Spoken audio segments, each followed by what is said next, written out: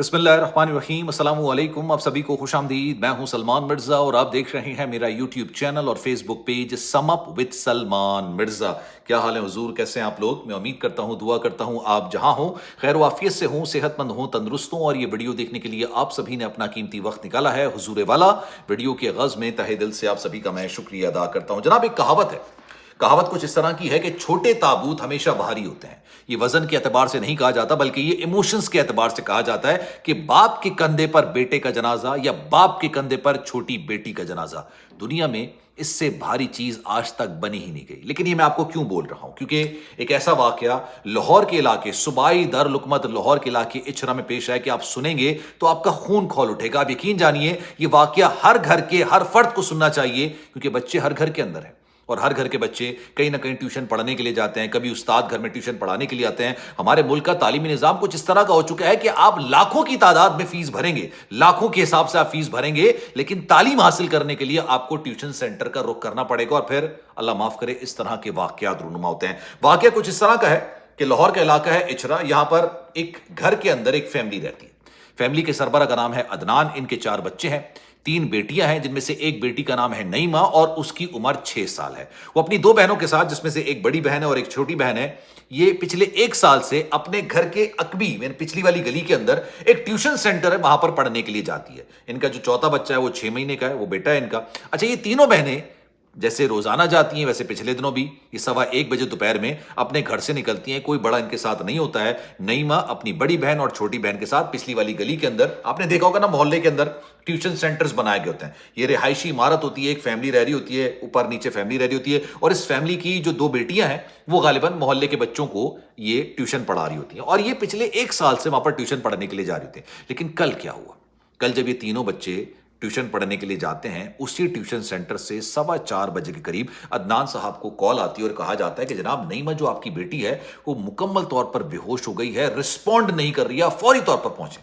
عدنان صاحب کی تو ایسا لگتا ہے کہ زندگی ہی ایک تبدیل ہو جاتی نا، انسان اپنی بیٹیوں سے بیٹوں سے بے تحاشا محبت کرتا ہے۔ وہ ننگے پیر اپنے گھر سے نکلتے ہیں اور بھاگتے ہوئے، کیونکہ پچھلی گلی کے اندر یہ ٹیوشن سینٹر ہوتا ہے، وہاں پر جاتے ہیں تو جو ان کی بیٹی ہوتی ہے وہ بے سود پڑی ہوئی ہوتی ہے، وہ فوری طور پر اس کو اٹھاتے ہیں اور پھر ہسپتال اسی طرح سے ننگے پیر اپنی بیٹی کو گود میں اٹھا کے ہسپتال پہنچتے ہیں۔ جب ہسپتال میں نعیمہ کو لایا جاتا ہے تو پتہ چلتا ہے کہ جناب اس کی موت تو کافی پہلے ہو چکی ہے، یعنی ہسپتال لانے سے پہلے اس کی موت واقع ہو چکی ہے۔ اور جب ڈاکٹرز اس کا معائنہ کر رہے ہوتے ہیں تو یہ دیکھتے ہیں کہ جناب ان کے گلے کے اوپر، یعنی نعیمہ کے گلے کے اوپر ایک نشان بنا ہوا ہوتا ہے، اور وہ نشان سے اندازہ لگانے میں مشکل نہیں ہوتی کہ یار یہ طبعی موت نہیں ہے، کوئی گر کے، کوئی حادثاتی طور پر موت نہیں، بلکہ اس کو بے دردی کے ساتھ قتل کیا گیا، کیونکہ اس کے گردن پہ باقاعدہ طور پر نشان ہے۔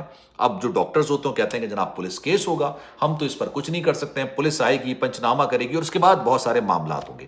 اب اس بچی کے ساتھ، یعنی نعیمہ کے ساتھ، 6 سال کی اس بچی کے ساتھ ٹیوشن سینٹر کے اندر ایگزیکٹلی ہوا کیا، ذرا اس پر ڈیٹیلیں بات کرتے ہیں۔ جناب، ہوتا یہ ہے کہ یہ بچے پڑھ رہے ہوتے ہیں، اور آج سے نہیں 1 سال سے یہاں پر پڑھ رہے ہوتے ہیں۔ اب ہوتا یہ ہے کہ نعیمہ اپنے ٹیچر کو بولتی ہے کہ میں واش روم یوز کرنے کے لیے نیچے جا رہی ہوں، گراؤنڈ فلور پر جا رہی ہوں۔ اچھا، یہ جو پوری عمارت ہے، جو گھر ہے جہاں پر ٹیوشن سینٹر ہے، یہ اسی گھر کی جو بچیاں ہیں یہ ٹیوشن پڑھا رہی ہوتی ہیں، یہ فیملی ایک ہی ہے، اوپر نیچے غالباً شاید نیچے بھی فیملی کے ممبرز رہتے ہیں، اوپر بھی فیملی کے ممبرز رہتے ہیں، ایک ہی فیملی اس گھر کے اندر رہ رہی ہوتی ہے۔ اس گھر کے اندر جو بھی لڑکے ہیں، کیونکہ آپ سمجھ رہے ہوں گے کہ میں کیا بات کرنا چاہ رہا ہوں، لیکن میں اس طرح کی بات کھلے الفاظوں میں نہیں کرنا چاہتا، کیونکہ جن کے گھر کی بچی ہے وہ اس دنیا سے جا چکی ہے، ان کو مزید دکھ نہ پہنچے۔ اس گھر میں جو لڑکے ہیں وہ کام کرنے کے لیے آفیسز گئے ہوئے تھے، گھر کے اندر یا تو ان کے گھر کے سربراہ تھے، اور وہ محلے والے کہتے ہیں کہ جناب بڑے شریف النفس قسم کے انسان ہیں، کبھی ان کے گھر سے کسی قسم کی کوئی شکایت، کوئی اس طرح کا معاملہ نکل کر نہیں آیا۔ لیکن ہاں، واش روم نیچے یوز ہوتا ہے، بچے اوپر پڑھتے ہیں۔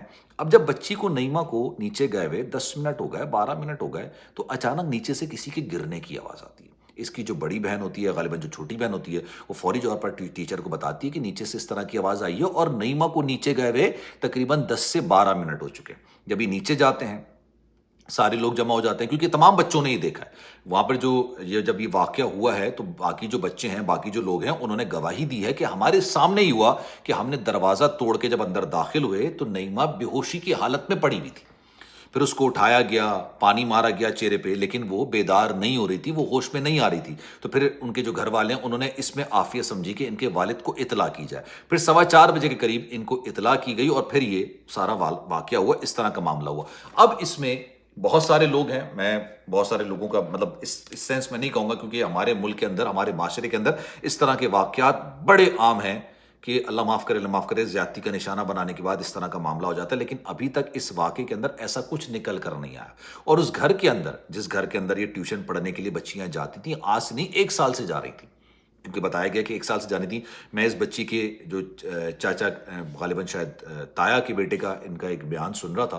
انہوں نے کہا کہ جناب ہمیں اس طرح کی کوئی اطلاع نہیں ملی کہ اس گھر کے اندر سے کچھ اس طرح کا معاملہ ہو، کچھ دیگر معاملہ ہو. لیکن اس بچی کے ساتھ ہوا کیا، ابھی تک اس حوالے سے کوئی چیز نکل کر نہیں آئی. لیکن گلے پر پندے کا نشان کیسے آیا؟ کچھ لوگوں نے یہ بات کرنا شروع کر دی کہ اپنی زندگی اس نے خود مت کی.